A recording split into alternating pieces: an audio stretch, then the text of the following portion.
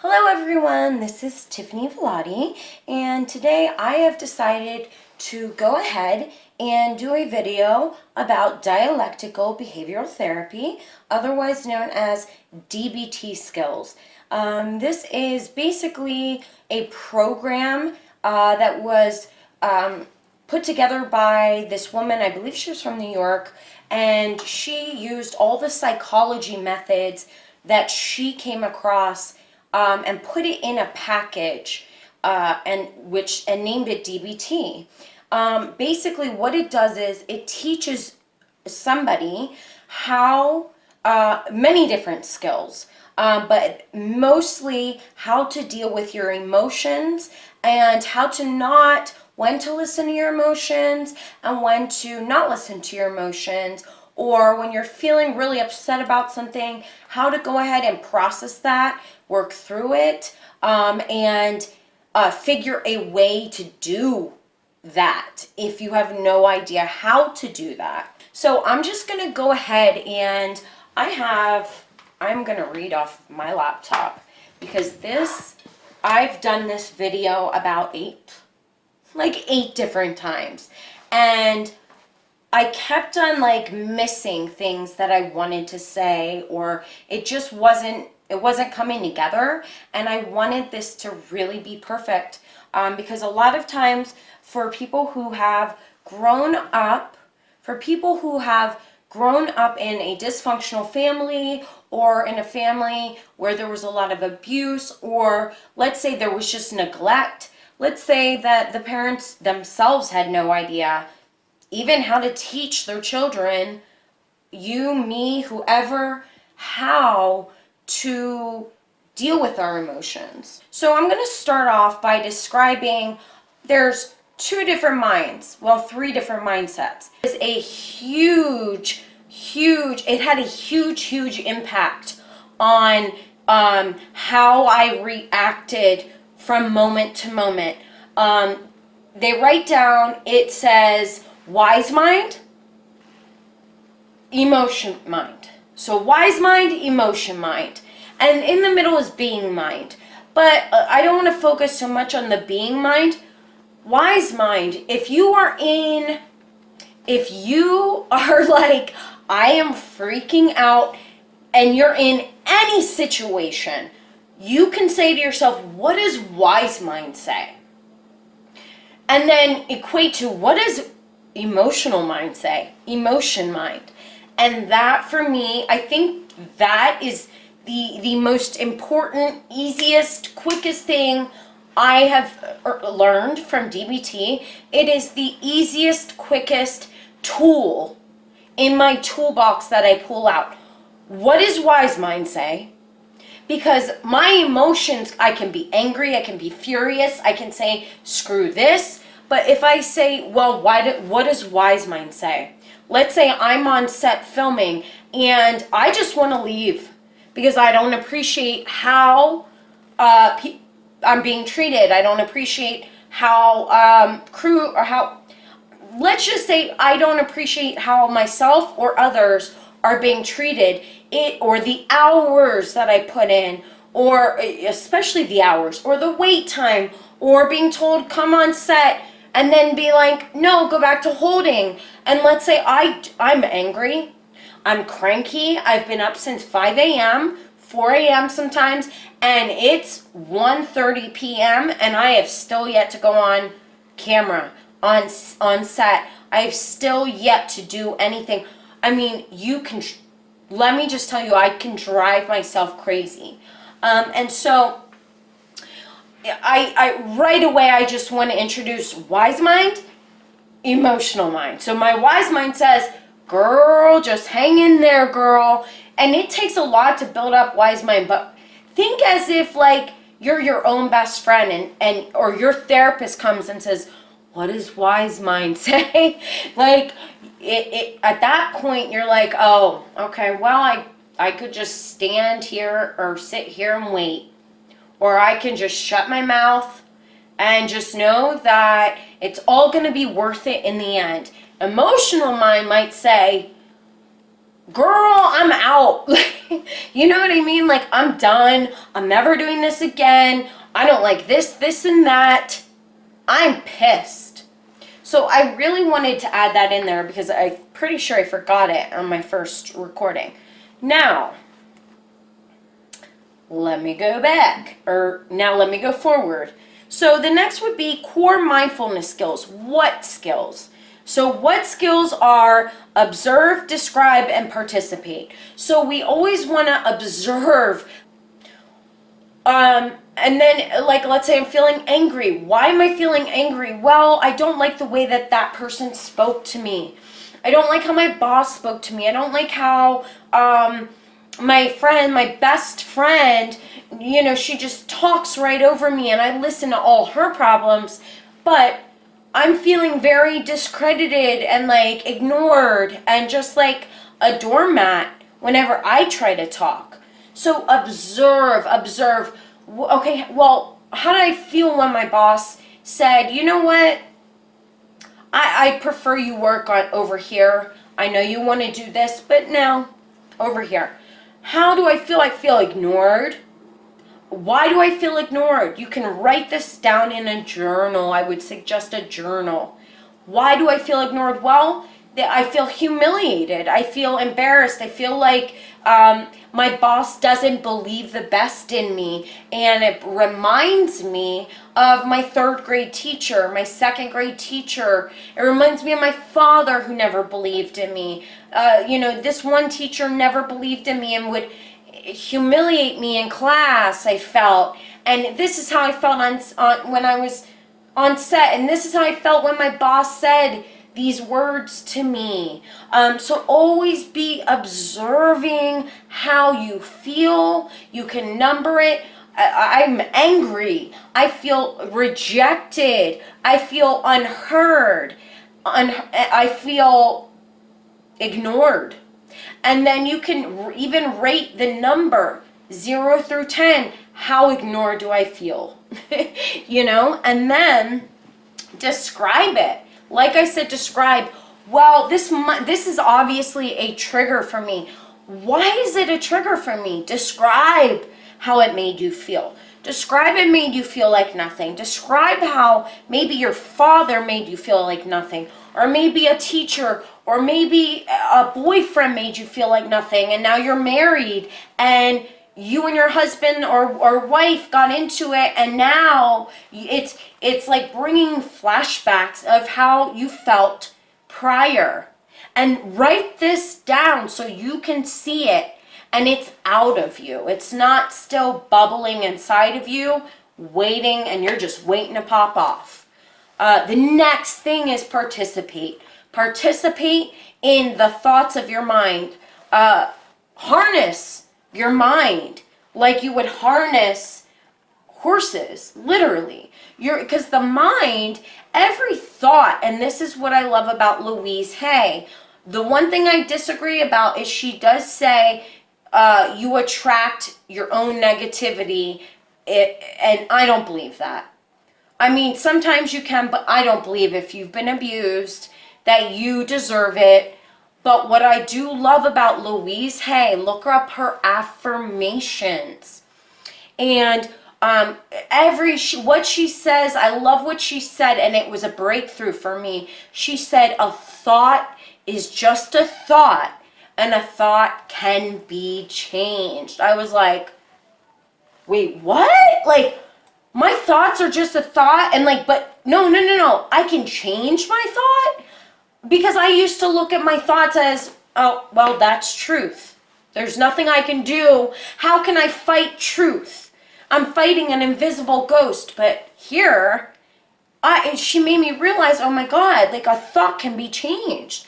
And any negative thought of you, the inner mindset, which I like to call your inner movie screen, or the inner picture, the images that you're holding in your head. It's like an inner movie screen, and or television screen, and you can change the channel. I can change the channel. And any negative thought, that's just as much of an affirmation as replacing it with a positive thought. So why give more credit to the negative thoughts when in reality, I could be like, no, I don't like this channel. I don't like this movie. Change. And then declare a positive affirmation. If I would suggest writing a list of affirmations. I would suggest typing in YouTube, Louise, Louise, Hay, Hay, I don't know, Hayes, I think it is. She passed away, but type in her morning affirmations. Just, I'm telling you, play it at first, and I'm thinking of making my own just to help people out there that, you know, just to help, because I've come up, you'll end up coming up with your own affirmations. Once you realize I have control of my thoughts, I have control of my mind, I don't have to think of that. I can change the channel. And you'll start to recognize your triggers. Like when I said observe, describe, and we talked about awareness and observing. What are my triggers? Write down your triggers and observe them, and now you know, and you can make up your own positive affirmation and counteract when your thoughts go wild, and you can harness them back in, like harness it back in. I'll go to effectively. Is this effective? So let's say you're in line at the DMV and there is a long line, and you're just like huffing and puffing, and you start like talking loud, and you get on your cell phone and you rev yourself all up and you're angry. You can stop and say, you know, is this effective? Like, is it effective to get angry and grip onto that anger all day and let it ruin your day? Does somebody in traffic cutting you off, is it effective to get so angry? You had a good day until then, and now you're letting some random person ruin the rest of your day. Or just screaming out the window. Sorry, giving them the middle finger. Is that effective? Or is it just going to raise your blood pressure, make you angrier? Is it effective? Is it effective to get so upset that you just destroy your entire day? Is it effective if your boss says, well, you know what, I appreciate your input, but I'm going to have to go ahead and say no. I would prefer you to work on this project. And you really wanted to work on this project. Is it effective to like churn over it? Give yourself like a headache over it? Is it effective to let one single stupid thing, and it may not seem stupid, but in reality, if you look at the big picture of your life, is it effective? Is it effective to go to court for a parking ticket and to argue with the judge to the point where it gets you in trouble? Is that effective? Or is it like, well, now I'm in trouble? You know, like is it effective? Is something I keep right in my toolbox? Is this effective to get this angry and worked up? Next, non-judgmentally. Stop judging yourself, basically. Stop judging yourself. Start to do everything non-judgmentally. As soon as you hear yourself saying, well, I should have done this. I should have done this. It should have gone this way. They should have done this. They should have done that. But at the end of the day, is that going to make your life happier? Let's say you're an artist and you did a painting or you wrote a script and somebody's like, well, I didn't really like this. Or you're an actor and you did a scene this way and the director wanted it this way. Is it healthy even or helpful to be like, I should have done this? And like, it's like whipping yourself. And I actually, in college, my professor for theater was like, I was like, what's my critique? What would you suggest I do better? And she's like, actually, this is what I needed. Nothing. This is what you need to stop. And I was like, huh? What are you talking about? Like, the only way I get crap done is by being a jerk to myself. A jerk to myself, the world, everyone. Everything should just go as I decide. I should know better. And she's like, you gotta stop, or it's going to destroy your creativity. And I was like, girl, you're crazy. But really, I was like, okay, wow. Because it would come time for everyone to critique my performance. And I'd go, I already know, just stop. I know, I should have done this, that, this, and that. I know, I already know. And they're like, we weren't, I wasn't even going to say that. And then, like, maybe a little, but see what I mean?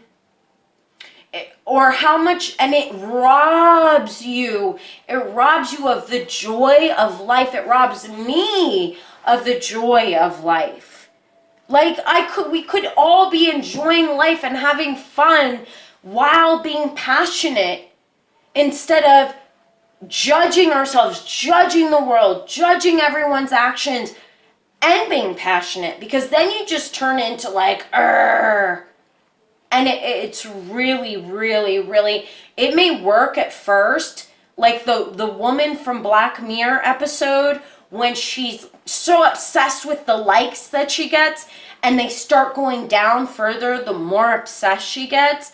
Then she ends up in prison, flipping out. And finally, the whole point of the Black Mirror episode is Sarah Howard, the director, Howard, whatever his name is, his daughter plays it. Finally, she lets go. Right? And then she's free, and you're like, wow, should I like be a little less harsh on myself? And once again, remember the inner child. If a little child came up to you and painted a painting, would you be like, that's wrong, that doesn't look right? Like, you have to remember that inner child is still there inside of you. It is scientifically proven in the brain that there is still an inner child at the root in your brain. But we just grow up. That inner child is still like running the hamster wheel. It doesn't, like, you may still be running the hamster wheel, and I still do it too. I'm preaching to myself too. It doesn't work. It just freaks you out, and it makes you not want to do it, because you have the weight of the world on your shoulders. It's like, oh my God, just put it down and have fun. Have fun. You can be passionate, but have fun. Okay, so the next thing is, it's called urge surfing. So let's say, for example, you're not sure, you have a decision to make and you're not sure what to do. Urge surfing is a way to go ahead, honestly pretend like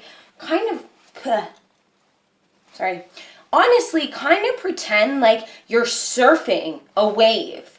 But it's a thought on the wave, like you're on that wave, as if, okay, like for example, let's say you wanted to, let's say you are dating somebody and you don't know if you want to stay with them or leave. What you can do instead of just jumping the gun is urge surf. So, okay, I feel like breaking up with this person, but I'm not really sure because I'm kind of codependent, maybe you're codependent, and maybe the easiest way instead of just doing it is to urge surf. So you decide in your head, okay, let's pretend I do break up with this person.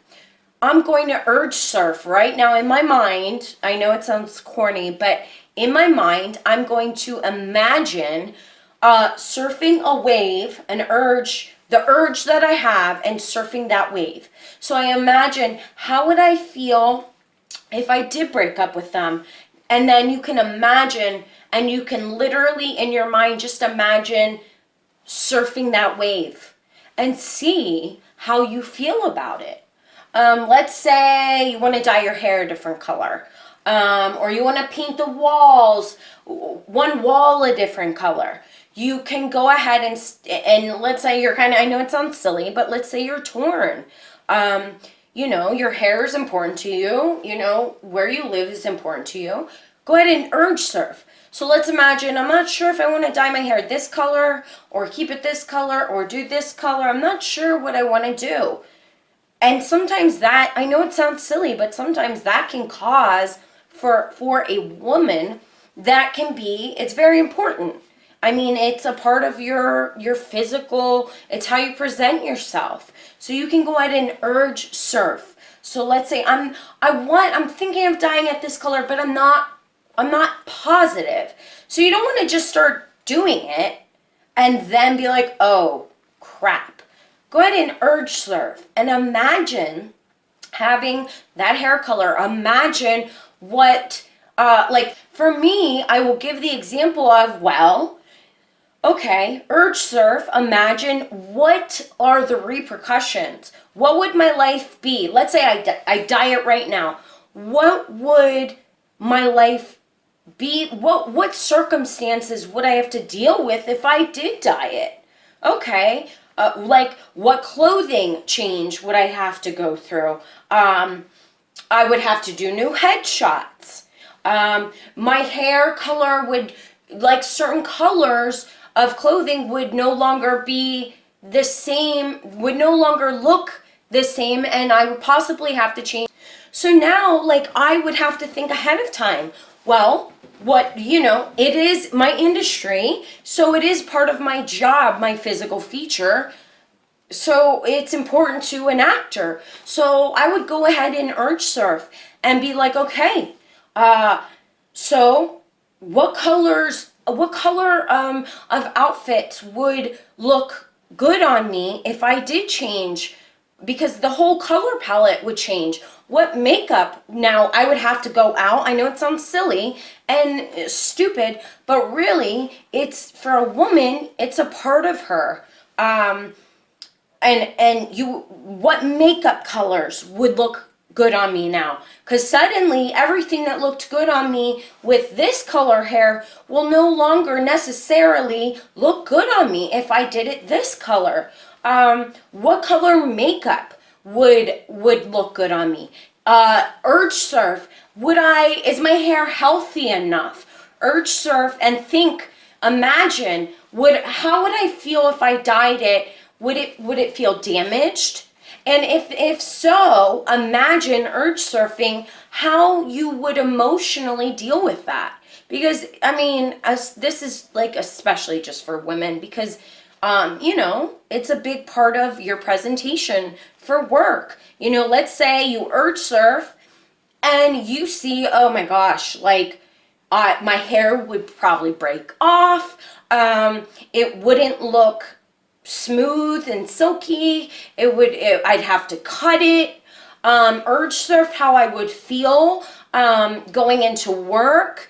Urge surf and think about how would I feel if, just walking downstairs of my apartment and seeing my neighbors and seeing, everybody in my life. How would I feel if somebody nagged me and was like, oh, you looked better before? Not you, but I would have to think, okay, would I be able to handle that? Am I in a place where I am confident enough in my decision? And instead of just going out to Sally's and dyeing it and then let's say it breaks all off, instead of just going and doing that, urge surf and think, okay, what would it look like if it did if I did need to cut it? How would I feel? Urge surf, how would I feel? Would I feel would I feel insecure because, I want my hair to have length? Or, how would I feel if I walked into the office? Let's say you work at an office. How would I feel, urge surf, if somebody said something nasty? Or urge surf if, you're dating somebody and maybe that's not their preference, but you want to try it out. Urge surf how you would feel and how the situation would present itself. And what would I do? How would I feel? Is it worth it? Like I say, let me give another example. Let's say you're thinking about, you got a job offer and you're now thinking about changing jobs. But you would have to move to a different city, a different state. Instead of just quitting your job, instead of just quitting and doing it, you may want to urge surf and see, okay, imagine I did quit my job and I did move out of state. And imagine you'd have to find another place to live. Do I have the wardrobe for my new job? Would I be happy? Imagine showing up to the new office. Imagine living in a state that maybe the weather isn't as nice as where you are now. Or maybe it's very important for you to live close to your family if you have a loving family. Urge surf how you would feel. Would I be able to go visit a couple times a year? Or would that be kind of impossible because I don't have the funds? And go ahead and just urge surf. Maybe you decide to do it. Maybe urge surfing and you're like, no, I do want to do that. I think this is the right decision. So urge surfing. Like I said, what else? God, it's an endless possibility. It's like, okay, I'll give an example. Let's say you are at your job and you are literally you are like, I'm going to quit. I'm going to quit. I do not appreciate being mistreated. Okay, before you just quit, like let's say it's not about getting a new job and you have something lined up. Let's say your work environment is extremely unhealthy. Let's say it's extremely toxic. Before you just walk off set, maybe in your head, urge surf. Okay, imagine if I just walk off right now. Imagine how it would unfold. Okay, well, I may panic afterwards. I may be a little scared. Or I may just be a little scared afterwards. Am I going to be able to handle the fear of, am I going to be able to find a new job in the meantime? Urge surf. Do I have enough funds? Imagine, how would I feel living off of a smaller amount of income? And instead of just doing it, urge surf it. And decide, is it worth it in the end, or is it not worth it? You can urge surf and be like, you know what? I think it's time to go for sure. I'm not feeling welcome here. I'm feeling unappreciative. And the other side of the coin may be, you know what? Maybe it's not the right time. If I did quit, I'm urge surfing. I'm imagining doing it. And I know myself. I know that I would panic. I know that I don't have I'm not willing to live off of such a small amount of income. It might induce more anxiety. And instead of, like I'm saying, just jumping the gun, because a lot of times if, it's easy to get something in your head, but then to live it out, sometimes we don't think ahead, and then we're like shocked and we're in the middle of it. So if you urge surf these decisions, you are better prepared to decide, yes, I want to do this, or no. So just urge surf instead of just making like quick decisions without like thinking it through. And getting yourself maybe in a situation where you're like, crap, I didn't think of this part. I didn't think this through the whole way. And it's a lifesaver, honestly. It is a lifesaver. Let's say you want to change your doctor, your family doctor, and you urge surf. Well, I'd have to, if I did do that, I would have to start looking for a family doctor, and I would have to do it thoroughly to make sure, I found somebody that I trusted, and then weigh the pros and cons. And you may be like, you know what, I do not trust the family doctor I have now. I really think it's time to go, and I am willing to do, a hunt for a doctor. And so, like I'm saying, you can apply this to all sorts of extremely important issues compared to like small, tiny decisions. Whether you want to like take the highway versus take the back streets. I mean, that's how simple, but it can really spare you from like stress. And it may sound silly, but these tiny, small decisions really do add up. So remember, urge surf before, if you're really confused or you're really like indecisive, I don't know, urge surf. Okay, the next thing, so a lot of times it's very easy, it's not very easy. So sometimes when we have a lot of thoughts, negative thoughts coming our way, or let's just say you have a racing mind and it's a thing, it's just a thing, or let's say you have OCD, or let's just say something's on your mind and you just can't shake it. Okay, and we've tried turning the mind, you may have tried affirmations. Another thing you can do with thoughts, when the mind is all over the place, there's a couple things that you can use. It's called conveyor belt. So the conveyor belt is when you literally, any thought that comes to your mind, you literally just imagining it rolling out on a conveyor belt. The next thought comes, it keeps rolling, goes on the conveyor belt. And the conveyor belt, what I do is I imagine the sky, and I just imagine the conveyor belt just going off into the distance, and it just keeps going. So any thoughts that plague me, that I'm trying to get rid of, you can just conveyor belt. Nope, I'm conveyor belting. And it's amazing because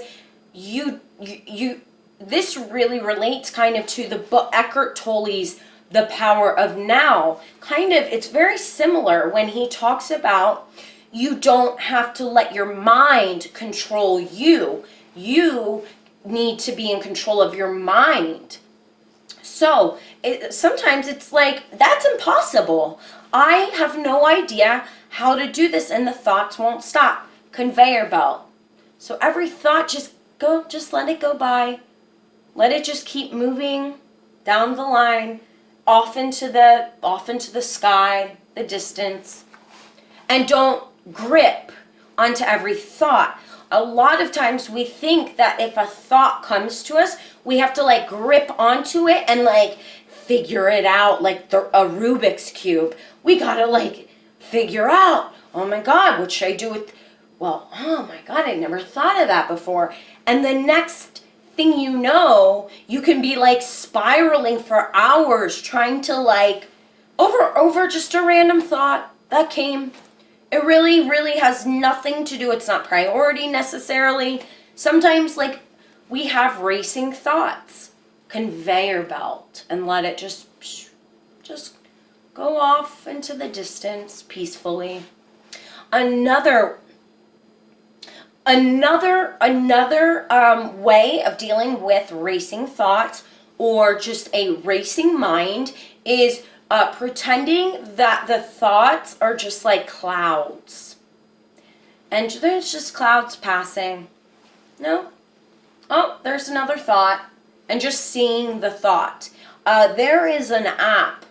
Oh my gosh, what is the name? I always give I always suggest like these apps or like these people to listen to, and then I never I'm like, wait, what's the name of it?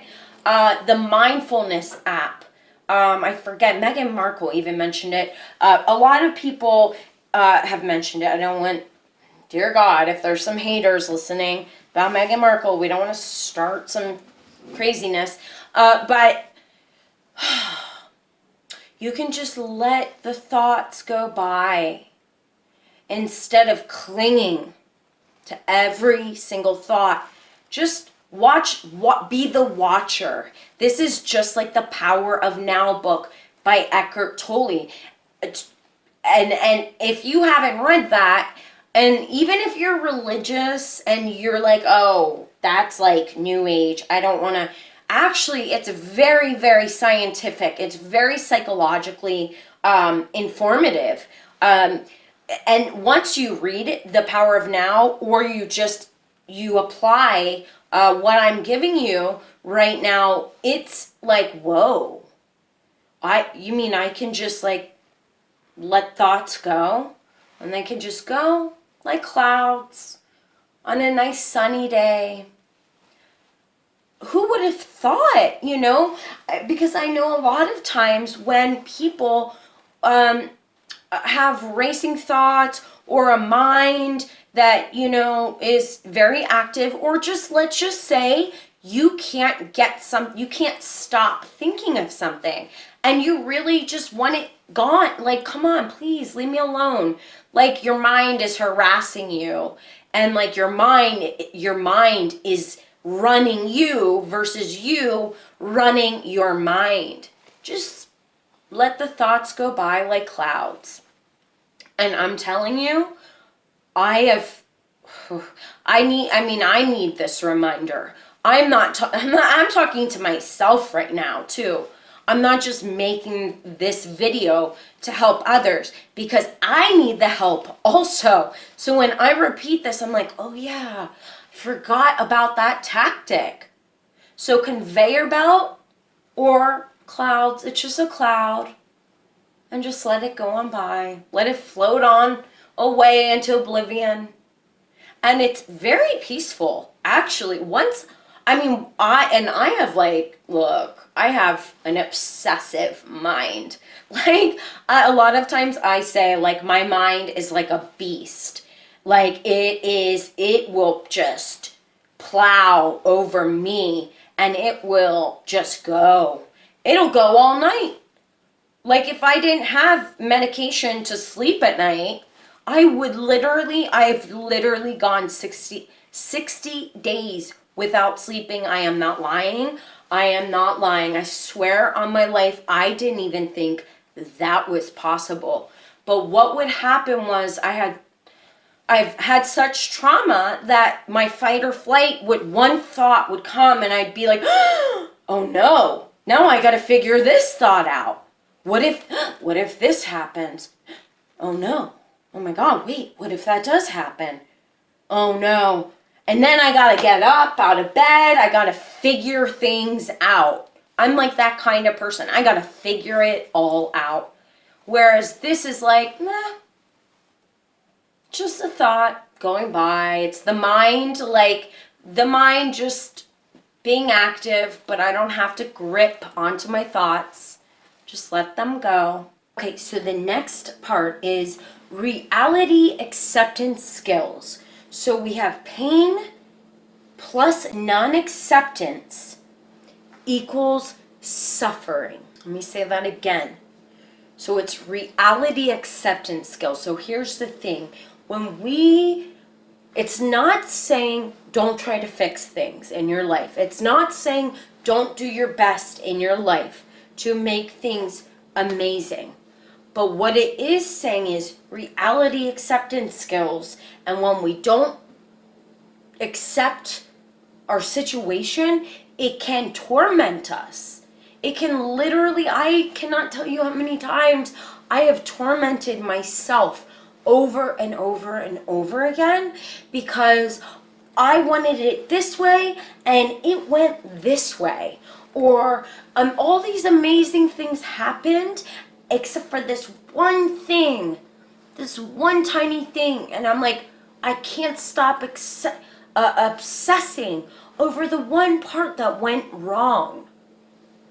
So that's pain plus non-acceptance, so it's not what you wanted, plus I refuse to accept it on top of it. No, like, come on. Like, if I just get angry enough, it'll change. Like, I think we don't actually think the angrier we get, it's going to change, but I really think a lot of us behave that way. I know I do. I know for sure. Like, it's almost as if I do think it's going to change. When I don't really believe that, but I'm acting that way.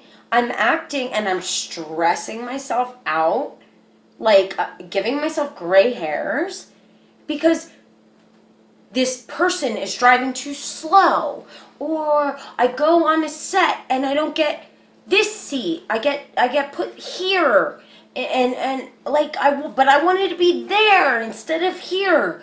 And why does she treat me unfairly? I mean, it could go on forever.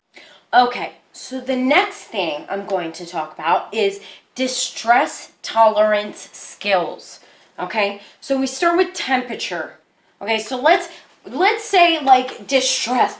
You're in distress. Like you just got some bad news. You just I'll give examples. You lost a key. Let's say you lost. This happened to me once before. Somebody gave me a key to their apartment, and I thought I put it under the rug. Somehow it's gone. I'm digging through my stuff. I'm panicking, and I'm like, oh my God, they're gonna hate me. They're never gonna want to talk to me again. Oh my God, I'm panicking. So, first off, talk about the stress, right, over the smallest things. But temperature, the number one thing that they teach not the number one, but one of the things they teach in DBT is going to a sink and splashing freezing cold water on your face, or going to having an ice pack or anything iced, vegetable bag in the freezer. Put it on your head, put it anywhere in your skin, usually like your head. I feel it really, really works. And the idea comes from people who are swimmers and they dive into freezing cold water. They did a research and they found out that diving into or having freezing cold touch your skin completely resets your panic, your fight or flight. Because when we panic, we go into fight or flight, and we're like, and all the chemicals in our brain are going crazy. So that's why they say temperature, freezing cold water, go to the bathroom, splash it. It will reset your entire system. Ice on the forehead or anywhere, really, will reset your panic mode. Because when you're set onto fight or flight and you're off, it's like the horses are off to the races, and you're just like, you're not even thinking. You, me, I'm talking about everyone. Physically, a human being is like panic mode, and you go into that mode where it's almost like you're running from a lion or a tiger. And you either freeze, because this is like God-given. This is like, survival. You freeze and don't move, like they say to do with a bear, or you take off running like a maniac. And it's like, holy crap, what's a shortcut way? Cold water, ice. Note that it's so hard for me to ever do it, but it's something that really works. The next thing, intense physical sensations. Sniffing lavender oil, maybe going and getting lavender oil from like Whole Foods, having your favorite perfume or a cologne that you like, and just sniffing it, and like that will take you out of like the insanity, or panic, the distress. What else? Intense physical sensations. I mean, you could do jumping jacks, right? Jumping jacks. Go on a jog. Go to the gym and just like speed walk it off. Also, paced breathing. Do deep inhales and exhales and let it go. And just practice that. And even I would suggest going to yoga or doing yoga on your phone. Type in yoga on YouTube, and if you don't know yoga moves, there's somebody on YouTube who has them for you. Just because that also tells the body to calm down, and that it's okay. It's okay to calm down. You're okay. We're not being chased by a tiger or a lion. We are okay. We're alive. The world's not on fire. We're okay. The next thing, paired muscle relaxation. That kind of can go with yoga. Sometimes some teachers do that, but you can squeeze your shoulders up and squeeze your fists. And then let it go. Let it go. You do the same thing with every muscle in your leg. Squeeze, squeeze, squeeze. Or squeeze back. Sorry, there go the oops. Squeeze back. Squeeze back. Let it go. Let it go. Let it go. That gets the muscles tightened and releases the energy that you're storing throughout your body, especially your neck and your shoulders. Even if you want to go like this, squeeze, squeeze, squeeze. Let it go, let it go. It's very, very helpful. Also, now, stop what you're doing. Pause, the pause button. It's kind of hard to memorize. Stop what you're doing. Pause. Pretend you actually have a pause button. Like The Voice has their button to turn around. You have a pause button. And literally, once you realize you have a pause button, you're like, oh, wait. Well, I was like, are you kidding me? I can just stop panicking? Oh my God, no, I can pause. And then you can also what I do, I pause. Well, I was doing very well at this until COVID hit. So do not feel bad, because I graduated from this, and I'm going to take it again. But pause. And then vacation button even. Let's say I can't stop churning. Let's say you can't stop churning about like something bad that's going on, or you wish it was different. Pause. Just go on vacation. And even imagery. Imagine you're on a tropical beach. If you want, do a painting of a beach. If you want, download images on your computer or your phone. Type in tropical beach images. I'm telling you. Or buy tropical images at Target, or I don't know who would sell them, but any place you can find cheap ones. You can paint your own. type in tropical beaches and like just, you don't have to be amazing at it, or just type it in on the computer and just pause. Okay. No, I'm sorry. I'm on vacation. Nope, I'm on vacation. Nope, I'm not doing that. That's turning the mind at the same time. Next, that I could no longer sleep, or it was that bad. If it's that bad for you, go ahead and see a psychiatrist, psychologist, a therapist, doctor. Go ahead and see if it's severely bad. Sometimes we need help, outside help. I mean, outside help is how I came across DBT. But I would do 6 hours. Like when I was off my medication, I would go all night, and then one thought would go and I'd be like, oh no. And it was like, oh no, now my heart was thumping out of my chest. Do a few. Do not pressure yourself. Don't like overdo it, because sometimes we overdo it, and we can even overdo paced breathing to where I got to the point where now it's no longer good for us. Now it's like, now I'm giving myself more of an anxiety attack because I can't get over the breathing. And now my mind's like, oh my God. Instead of like, just let it go. My doctor was like on jury duty, and I was like desperate. A guy, type in free hypnosis. That's the name of actually his whole channel is free hypnosis.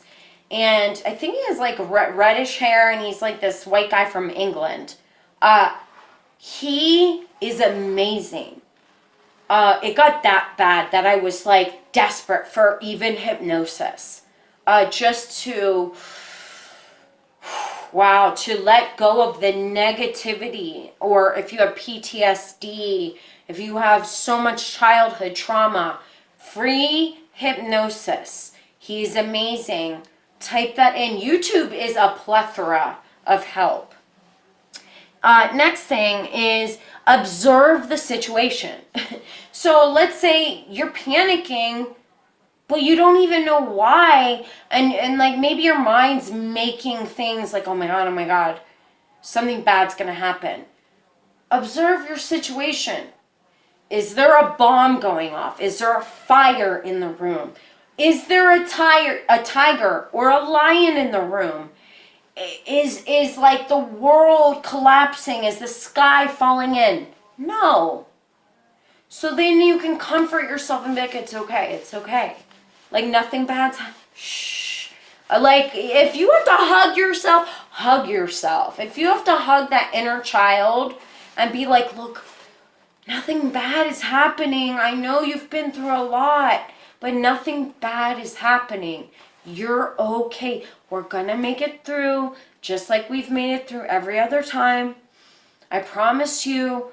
And be that loving parent for your inner child.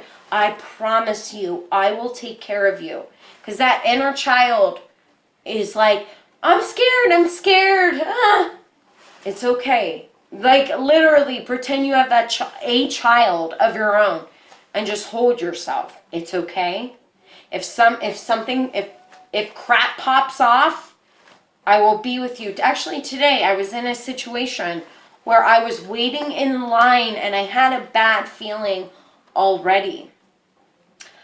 And all of a sudden, this person comes up and just starts punching this poor old little elderly Asian woman. And I know that the Asian hate thing is on the spree because of the stupid virus. This poor little woman.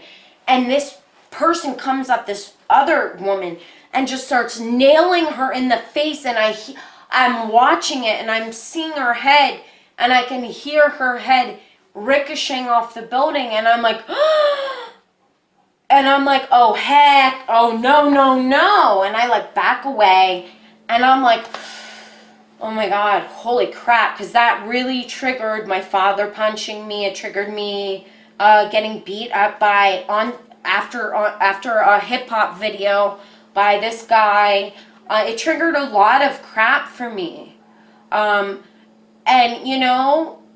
but you have to, that inner child, you have got to be that loving inner parent that you may not have ever had. Maybe you did have a loving parent, but they just didn't do it enough. They were reaching, but your inner child is still like scared. And I had to be like, I had to come back up to my place, and I had to be like, I tried to go back to sleep, take a nap, and I was like, am I gonna have nightmares? I had to literally comfort myself. I had to comfort my inner child and be like, look, God, like, you're protected, you're fine, nothing's happening, you are okay. And just be there for yourself. Pretend you are your own best friend. If you don't know how to be a loving parent, I would suggest even looking up information on the internet, or once the library's open, on how to parent, how to be a loving, comforting parent. Don't just take just anyone's information. Make sure it is legit, like psychologically, because children need and they deserve, which means we all have that inner child, so we all deserve to be loved, comforted, and there for ourselves. Even if we did not get that as children. So, and if you can't do that, imagine being your own best friend. What would you say? Or just imagine if you can't do that either, imagine a little child coming up to you terrified. Like, I'm so scared, it just happened. What would you do? You wouldn't be like, psh, grow up and get with it, kid. You would be like, come here, it's okay. I got you. I'm an adult now is another affirmation. I am no longer 3 years old. I'm an adult. And I will protect myself. And I will protect that inner child. I will be my own best friend. It doesn't mean go fist fighting, but it means, no, you're safe. I know you're scared. I know fight or flight just went off, but you're safe. Okay, so after observing the situation, you can tell yourself, look, hey, it's okay. Like, how would you talk to a little child? Softly, kindly, you would come down and say, what if they were terrified? Let's say it's their first day at preschool or kindergarten. What would you say to that child? Now you need to recognize you have that child inside of you. So maybe you come down on one knee and say, look, and you talk real softly to yourself. This may seem so silly, but it's true. Look, you're amazing. I believe in you. I know that you have it in you. You have got this. You got this. You hear me? You got this. And you don't have to be perfect. Nobody's perfect. Like, talk yourself through it. Like, that inner little child needs to hear. Because maybe some of us have not had, maybe some of us had no parents. Maybe some of us have had parents, but they were abusive. Maybe some of us have had parents, but they tried, but they failed. You know, maybe they tried their hardest, but they failed. And we're like adults, and we feel like that inner child, like, I don't want to go. I don't want to go to kindergarten. I'm terrified. It's okay. Like, you're going to get through this day, and I'm going to be right here with you. That sometimes you have to talk to yourself just like that. So the next thing is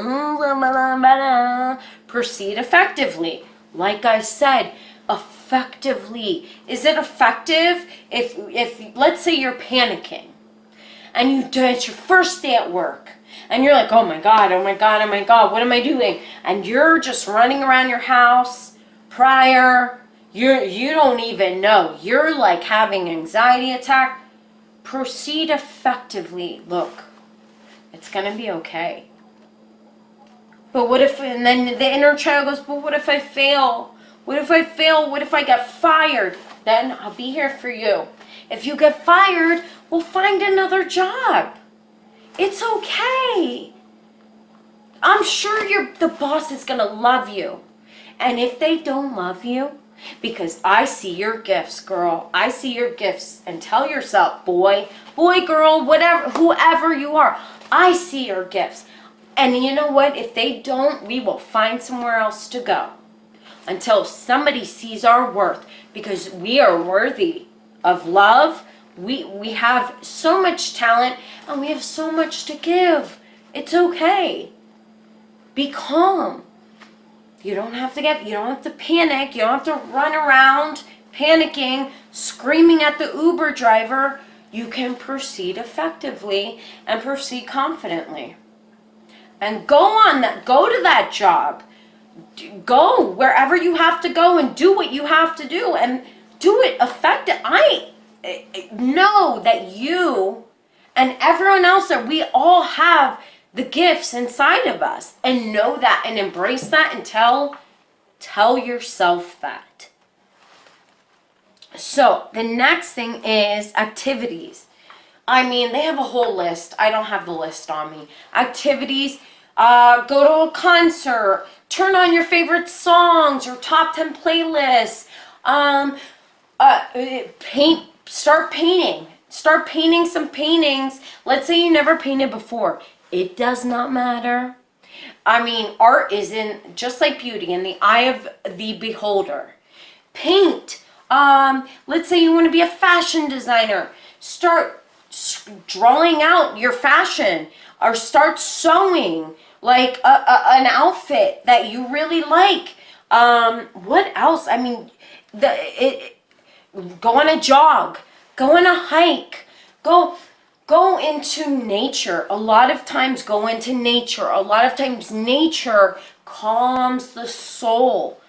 So activities, light some candles that are scented, spray some cologne that you enjoy or perfume that you enjoy in your room. Like I said, turn on your favorite movie or a movie you've been planning to see but you haven't seen yet.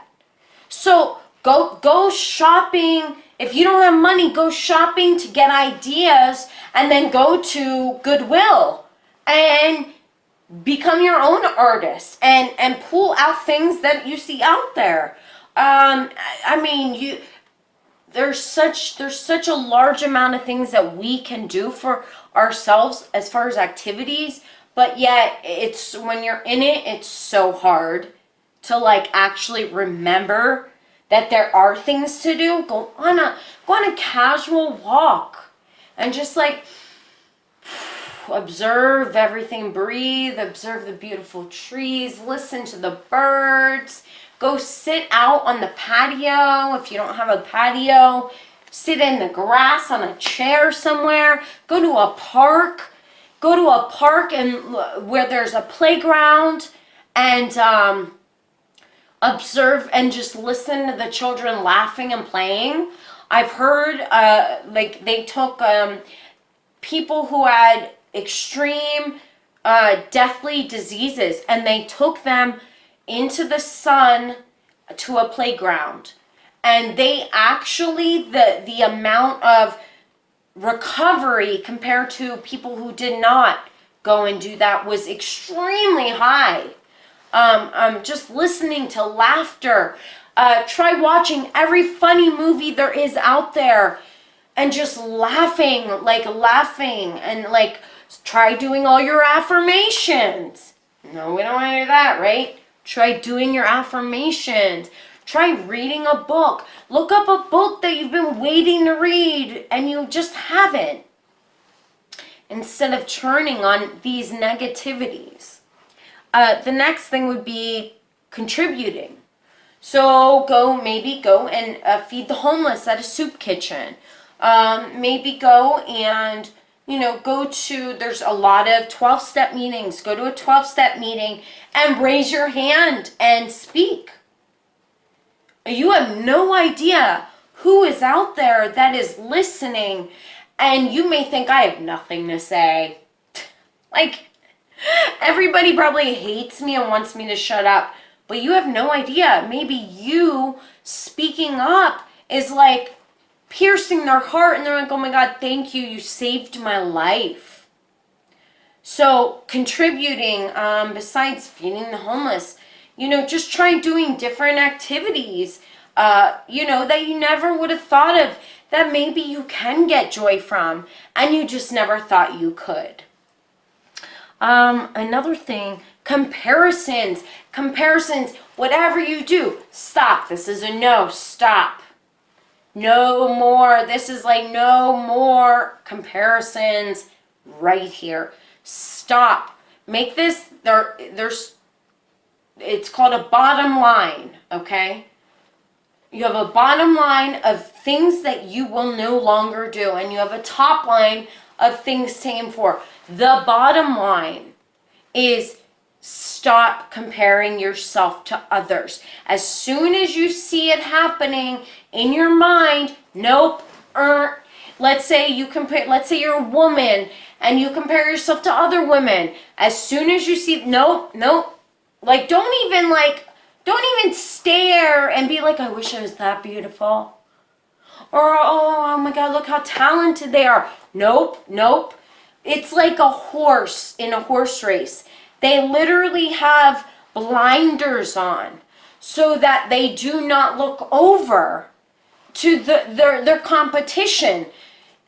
First of all, it shouldn't even be competition.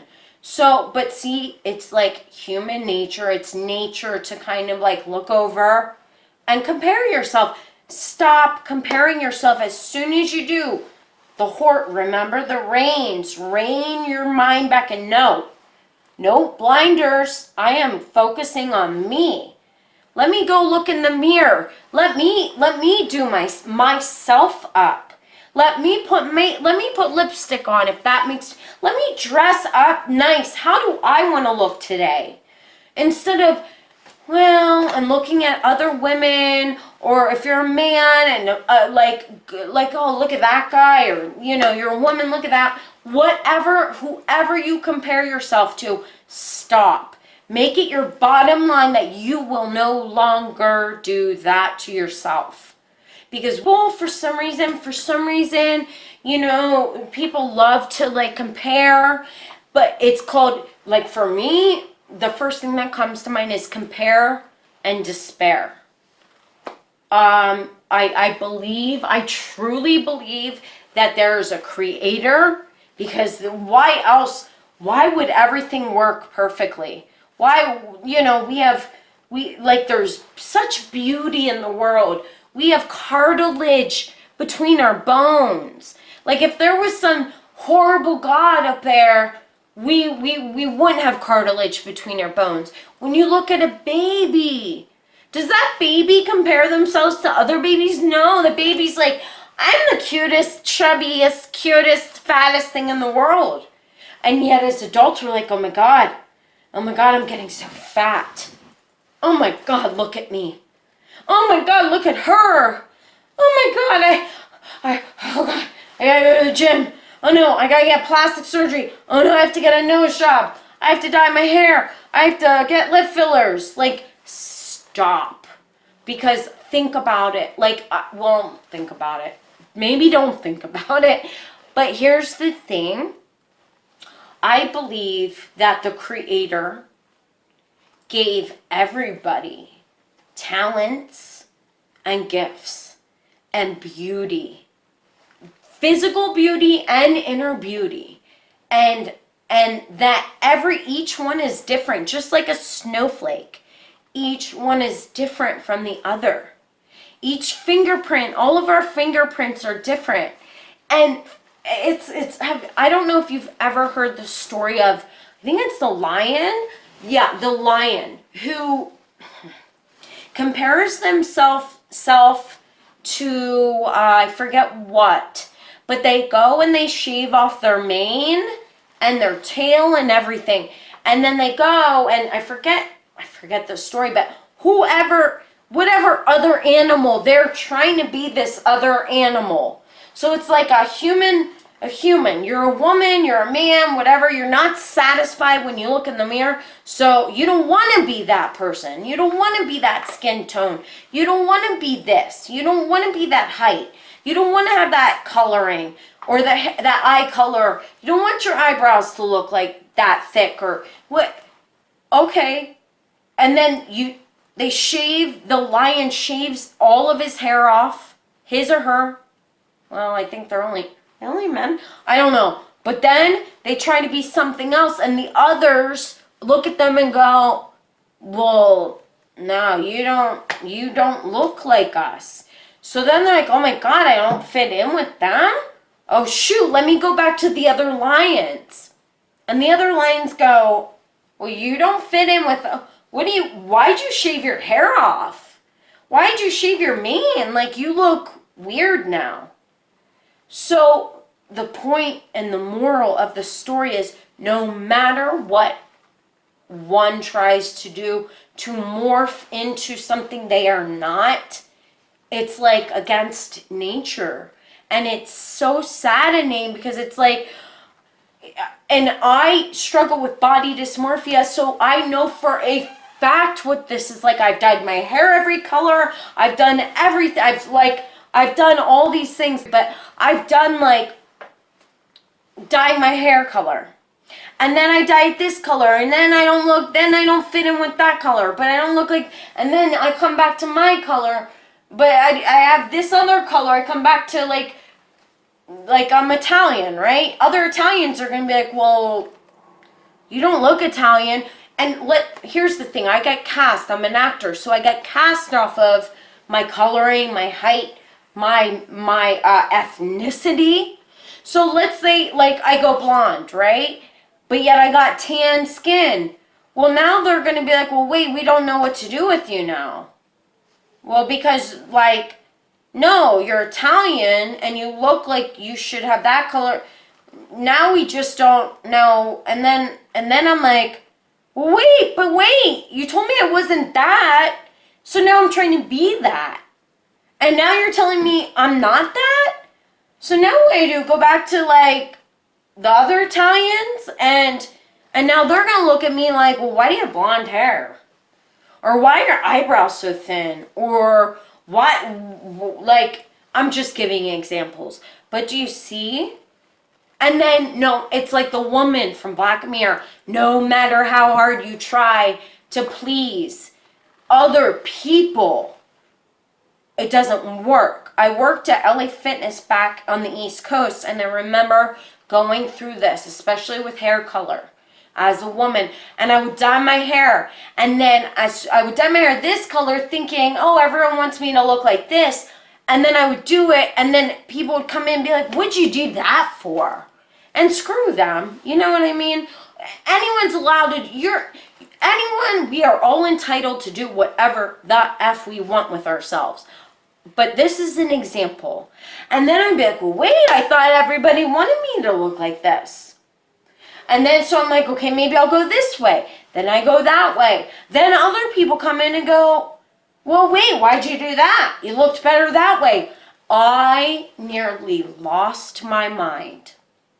I remember running out, and thank God I had like I had a boss that like had like a really like a relationship with I'll say the creator, because a lot of people hate the word God, and they've been religiously abused, and I've been religiously abused, so I don't want anyone to feel that way. But let's just say my boss had a sensitive soul. I ran out crying because I dyed my hair and I thought, well, this is what everyone wants.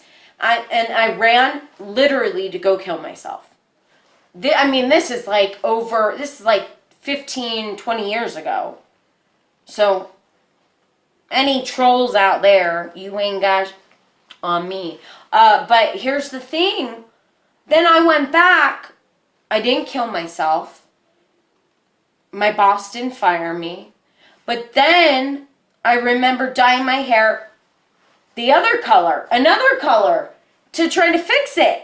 And then certain other people would come in and go, why'd you do that?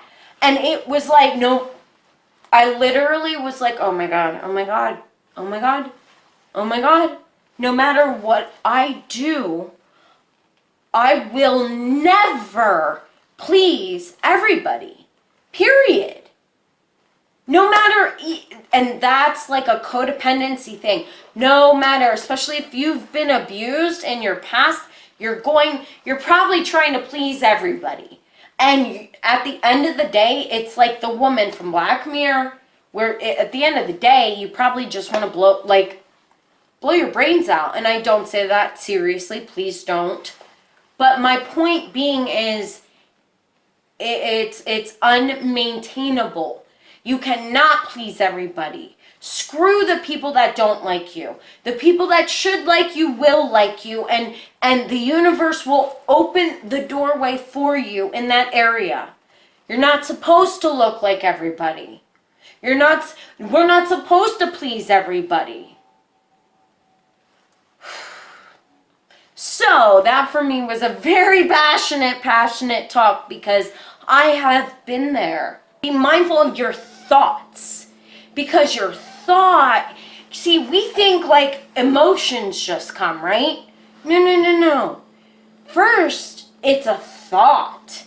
The thought leads to the emotion.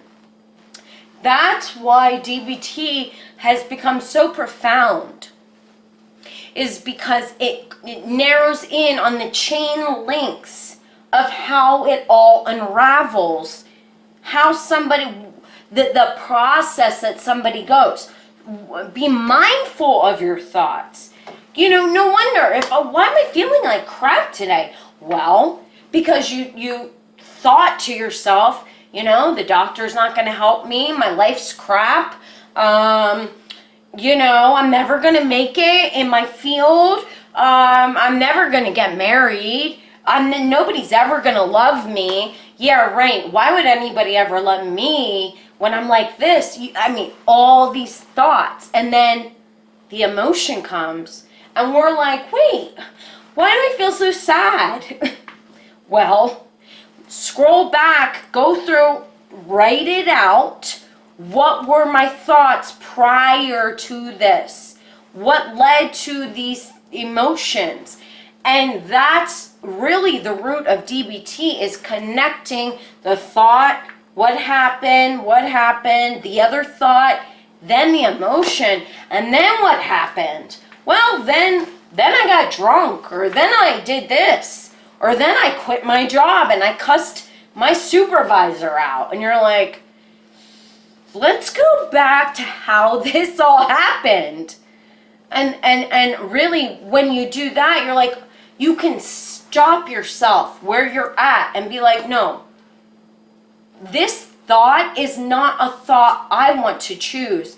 I am going to choose positive thoughts, because honestly, it's the same. They're both affirmations. Do you want to live a negative life with negative thoughts and see what happens and hope for the best, but it's probably going to go really bad? Or do you want to be the dictator and be like, no, I'm going to choose positive thoughts and hope for the best? Would you rather, let's just say something bad did happen, would you rather live your entire life fearing, in fear, anxiety, thinking bad thoughts, churning, anxious, or would you rather think positive thoughts and then even if something negative does happen at the end, you spent all of your life thinking positive thoughts? Whereas if you just think negative thoughts and then you get bad results, you're now experiencing it more than twice, probably 185 times. Versus, well, hey, at least I lived my life with positive thinking and affirmations, and I directed my thoughts, I reined them in, And hey, maybe I'll get a great result. Maybe I won't. But either way, I tried and I lived the majority of my life peacefully. Right?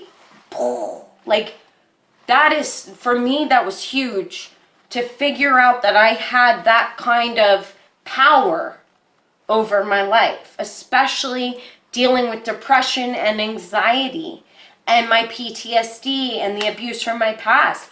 I can churn over the abuse from my past and my anxiety and my depression, or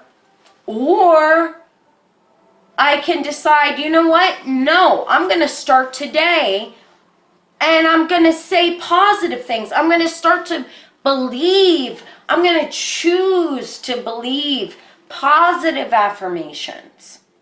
See, it is a choice, but we've been so conditioned that it's just like, oh no, the thoughts just come. You have no control. You're helpless. We're not helpless. And DBT shows us that. So the next thing would be self-soothe with the senses. Like I said, lavender, I get these little oils from Whole Foods. And like the coconut's really good. I also love Fierce from Abercrombie. I know I sound so corny. And it's a man's cologne, but they spray the whole store. And I have the bottle. And I will sniff that. I'll spray my room and be like, ah. And I'm telling you, just these small, even I have an orange one. I have a tangerine oil. I have orange and tangerine are really great, and they're from Whole Foods. And that, I notice, like, lifts my spirits. So you can also do that. Okay, so the next thing is emotional opposites. I get so excited with this one because it's one of those things that you're like, what?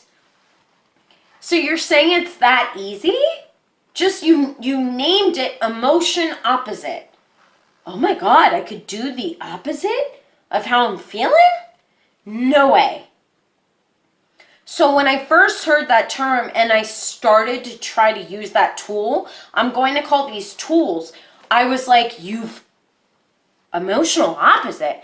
So I can feel horrible. I can feel like I don't want to go to this job. I could feel like I don't want to do this. I don't want to do that. Or I feel this way. I feel that way. But I don't have to act on it.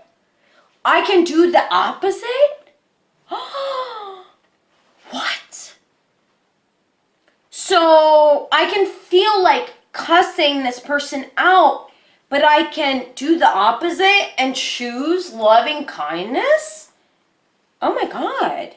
Like, I'm not joking. I really did not even fathom that my emotions could ever be under control like that. So you mean I can feel like running away from life, but I can do the opposite? I can decide to attack life and show up like a bossed up. What? Like, are you serious? Yeah. So let's say whatever situation you're in. I'm not saying leave yourself in abusive situations, but what I'm saying is we can do emotional opposite. So let's say like you get pulled over for a ticket. I'm like using the same things. You get pulled over for a ticket. Your boss yells at you. Oh, that's great. Let's say your boss yells at you. I think everyone can probably, or you get like chastised by your boss, or you get in an argument with your significant other and you're like, and you're gonna like go to town on your boss. You're gonna like flip your wig on your significant other, everything and anything. You can say, oh, whoa, pause, vacation. I'm just pausing and vacationing. Let me think. I could use opposite emotion right now. Okay. And it robs your anger and your fury in that moment. You're like, oh my God, I have control. Okay, fine. My boss wants to act like a jerk, a bleep. Okay, I can do emotion opposite. All right. I just don't care. Cool. That works for me. Whatever. Eventually, I'll find another job where I am heard. I get in a fight with let's say you get in a fight with your boyfriend, your girlfriend, your husband, your wife, your ex, whoever. You can be like, okay, I feel like go to your journal. I feel like flipping out because I believe I truly have a reason to be upset. But you know what? I'm going to do what is effective. So opposite of emotion. Well, I can decide to not scream at them and just be like, okay, that's not going to work for me. Let's say it just doesn't work for you and you decide to break up. You can do it calmly and be like, okay, emotional opposite. I want to scream at you and I want to tell you how many years I wasted of my time. But I could also do the emotional opposite and be like, you know what? I wish you well. And I believe and I know I'm going to find, my true love. I mean, that you can apply emotional opposite anywhere. You could be in line for McDonald's for your coffee. You can be in line at the DMV. Another example of emotional opposite would be, let's say somebody does cut you off in traffic. You can choose, instead of flipping out, raging and like driving up and like, and flicking them off, you can choose to be kind and choose loving kindness and be like, you know what? Maybe they have something going on in their mind, in their head. Maybe they're worried. Maybe their child is sick. Maybe they have maybe they had a fight with their mother or their fiance. I'm going to choose the opposite and I'm going to choose to be like, go ahead. You can go ahead and drive. No, I'm cool. I'm going to have a great day. Nothing's going to ruin my day because I'm doing emotional opposites. That was huge for me because I didn't think that was possible. So, the next thing, oh my God, here we go. Pushing away. So, it's kind of like turning the mind. So, let's say something negative just keeps coming back. You can choose to keep pushing it. Keep pushing it away and say, no, I'm not doing that. No, I'm not going to think like that. I'm going to choose to think positive about my life. Whatever it is, push it away. Nope, I'm not doing that. Nope. Okay, sounds nice, but I'm still not going to do it. And your mind might, come up with, well, if you don't worry, if you don't flip out, somebody's going to take advantage of you. Your life's going to come to a screeching halt. Nope, I'm going to push that thought away and change the movie screen of my mind and decide, no, the universe is on my side. The creator has a plan for me. I'm good. Tiny cute things that say I know it sounds like that commercial, to not sound like your parents, but love yourself. You are loved. Dazzle, sparkle, shine. It sounds corny, but at the end of the day, sometimes just having things in front of you is like, oh, whoa. And it stops. It halts your mind. Prayer. Okay, so this is difficult. Prayer. I know a lot of people, if you hear this, you're going to click off. I had a friend. I made friends with this girl. I adored her. She was transgender and she was in my class, and when she heard prayer, she got up and she she stormed out of the room, rightfully so. And, you know, it broke my heart because I've been hurt by the religious institution also. But our last day, I remember I asked if I could talk to her. I'm like, hey, can I talk to you real quick? And she said, yeah, and she was shaking. And her hands were shaking. Ooh, I don't want to cry. Her hands were shaking. And I grabbed her hands and I said, I am so sorry. Because she grew up in a Christian household, a Christian church that said anyone was going to hell who was gay or, you know, obviously LGBT. And I grabbed her hands and I was like, because I had gone through religious trauma. I have videos on religious trauma. And I grabbed her hands and I said, like, I just want you to know that, like, God loves you, right? Like, I know if I love you, God loves you. Like, don't listen and I told her, I felt like an idiot telling someone who went through physical bullying by the church. I felt like an idiot even saying it, but I was like, I cannot let her walk away tormented. And I know it's not even my job. I'm not like some like white savior person who's like, I can fix you. Because a lot of times people get like turned off by that. But I was like, look, God loves you. Like, if I love you, God, like, don't believe it. I told her, don't believe that. Because I've been there. And I've been bullied, severely bullied by people in the church. And then, like, I let her go before I, like, went too deep.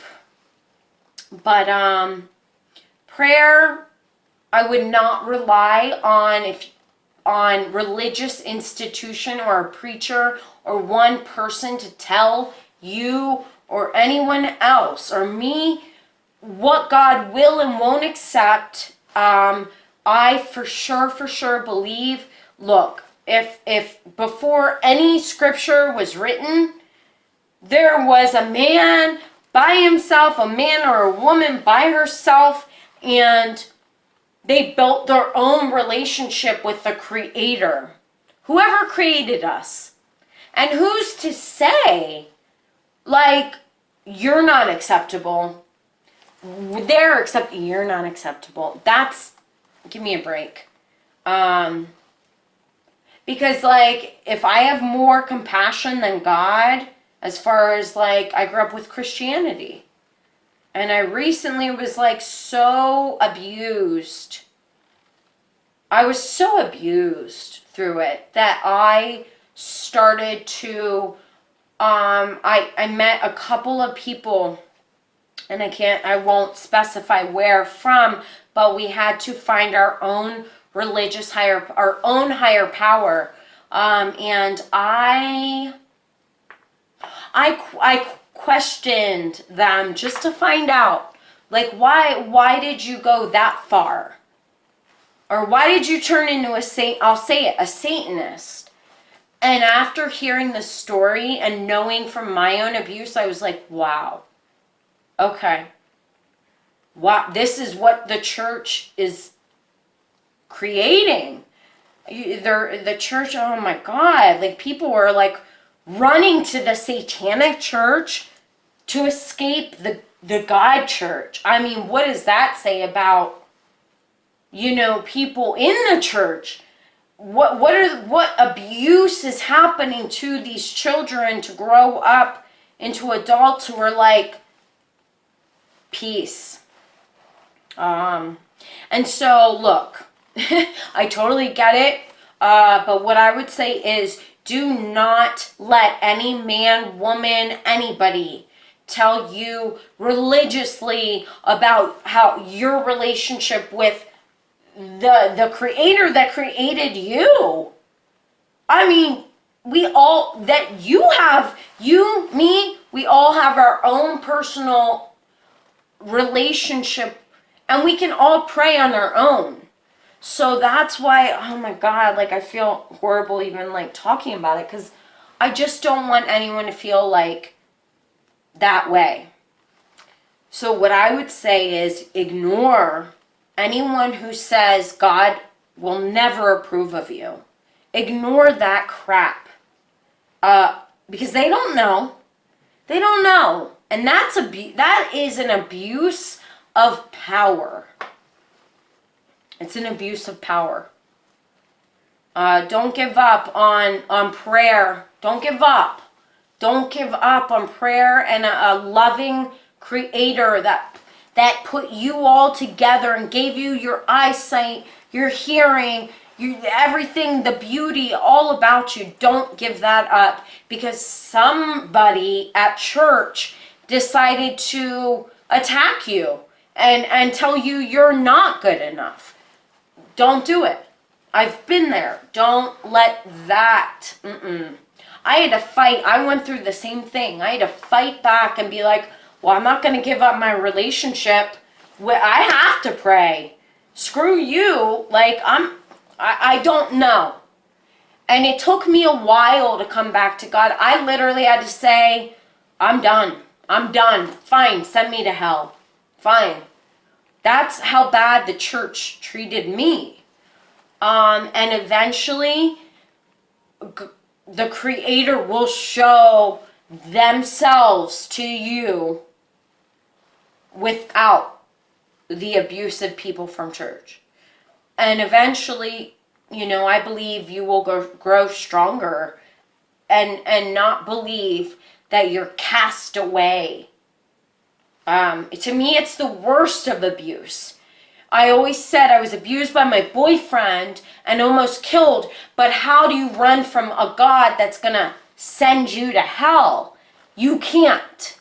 And so for me, that was the worst of abuse that I ever experienced. So if you've been abused religiously, let me be the one to tell you, look, it happens all the time. It's very narcissistic. It's extremely the epitome of narcissism for anybody to tell anybody you're going to hell or you're unacceptable to the Creator. That is extremely narcissistic. So don't believe it. Just trust. Do your own prayer by yourself and talk to the own loving God of your own mind, the God that you believe created the world. Talk to them by yourself and just, anyone who's abusive or narcissistic religiously, just don't engage because there's too many to count. There are too many to count. Next thing, relaxation. Who would have thought? Take time out to watch stand-up comedy. Take time away from being a workaholic. Oh my God. I could talk about being a workaholic all day. Because sometimes we think if I don't keep creating, well then what's my worth? Our worth is not in what we create. We are human beings. We're not human doings. We don't live to do. You can just go and be at peace. Look, if you're tired one day, 2 days, 3 days, and you have to take a week off, take the week off. If you feel exhausted and what you're doing is just like driving you like further away and like just a lot of times I know from firsthand experience that like I've been that person to be like, no, I have to keep creating. I have to keep doing. I can't stop. I can't rest in bed. I can't take a day off. Then what? Learn to relax. Learn to go to the beach just to enjoy the beach. Learn to go, if you're not near the beach, go to a lake, go outside, just like sit around and just observe nature and relax. Watch comedy without going, well, wait, what am I doing? I'm not doing anything productive. It doesn't matter. It doesn't matter. Like, you, me, we all deserve to rest. You know, it's not all about do, produce. Like, your worth is not in what you do or produce. Next thing, one thing at a time. My one friend gave me a phenomenal way to do this. One thing at a time. Number from 1 to whatever. Put the first priority as number 1. So pay my phone bill. Have to do that. Pay my rent. And then go from there. What is the number 1 importance down through the least importance, you know? And cross each one off. Do my homework if you're in college. Do this other project. And keep going, but only go, like, number 1 is number 1. Decide what is priority. Do that. If you have to take a piece of paper to cover up everything else so you don't, like, freak out and look ahead, do that. Pay my rent. Oh, well, I have to pay my phone bill too. Do that, and then cross it off. Well, my project is due for college, okay? Finish that up. Cross it off. Go to the next thing. So you don't freak out. One at a time. And what is the priority? And go priority by priority. So you're not just like, well, I'll go get my nails done. Or like, you know, I'll go get my eyebrows threaded. And like in reality, it's like, well, maybe we should pay the phone bill first. Maybe we should work on this project first. So yeah. Next thing, vacation. Like I said, you have a vacation mind. Pause, just like your pause. Sorry, I'm on vacation. I'm done. I'm on vacation. No, I'm not worrying about it. And if you have to, type in tropical beach. Chill, hang around. Literally, as if you were a teenager again. But one who didn't care. Maybe go back to any time in your mind that you felt like, nah, I'm gonna lay out in the sun and get a tan. Just relax. Go on vacation. And then after however long you decide, then come back to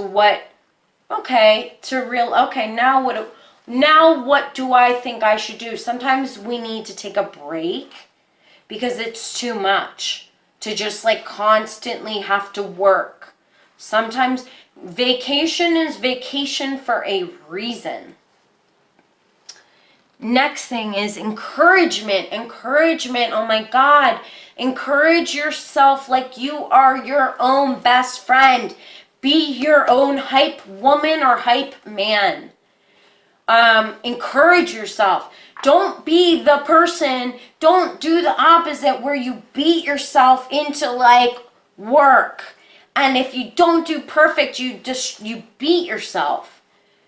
No, choose what would a best friend, what would I say to my best friend? Because a lot of times to say, what would I say, what would a best friend say to me, is a lot of times does not work. What would I say to my best friend? I'd say, girl, boy, like, look at you. You're so full of talent. Look, do your best. Relax. Don't stress out. You're stressed. Stop stressing. Relax. You'll get it done. If you don't, They weren't, that boss, that job wasn't worth your time. You did your best. You can always find another job. Do you see what I'm saying? Talk to yourself with kindness and be your own best friend.